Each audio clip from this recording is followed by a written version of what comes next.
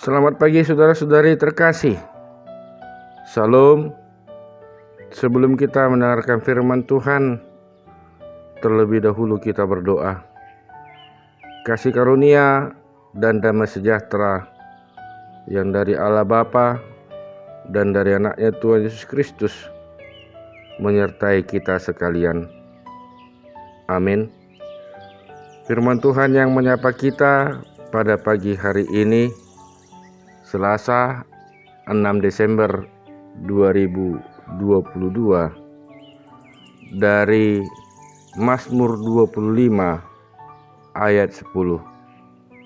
Segala jalan Tuhan adalah kasih setia dan kebenaran bagi orang yang berpegang pada perjanjiannya dan peringatan-peringatannya.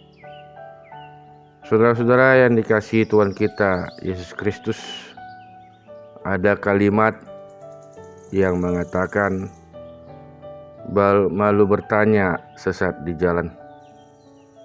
Demikian bunyi sebuah peribahasa yang sangat sering kita dengar. Ungkapan ini mengartikan kalau kita segan atau malu atau takut untuk bertanya tentang segala sesuatu, maka kita yang akan pergi sendiri, karena tidak akan menemukan jalan keluar. Peribahasa ini tampaknya sudah lebih dahulu dihidupi oleh pemazmur.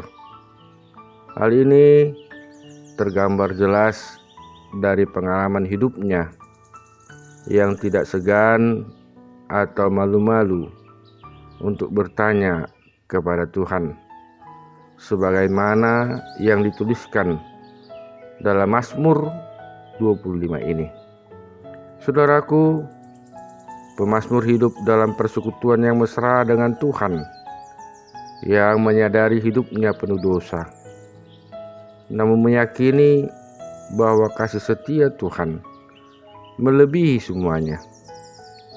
Dia datang ke hadapan Tuhan memohon agar dibebaskan dari kesesakan batinia dan ancaman lahiriah.